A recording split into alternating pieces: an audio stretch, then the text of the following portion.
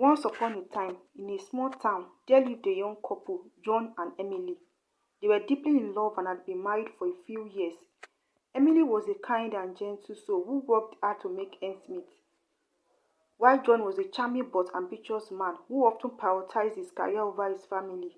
One day, Emily introduced John to her best friend Sarah, who had recently moved to the town.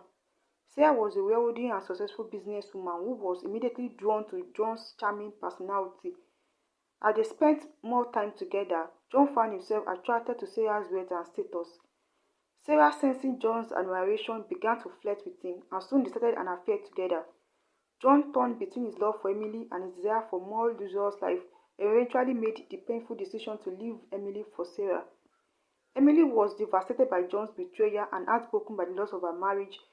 She struggled to come to terms with the fact that her husband had chosen her best friend over her.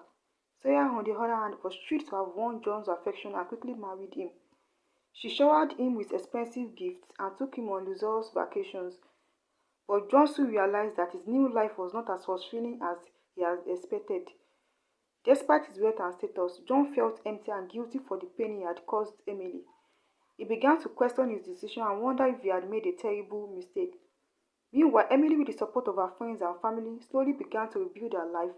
She found a new sense of purpose and started a successful business and becoming financially independent. Years later, John and Sarah's marriage crumbled. John realized that he had sacrificed true love and happiness for material possessions and status. He tried to make amends with Emily, but she had moved on and was now living a happy life without him.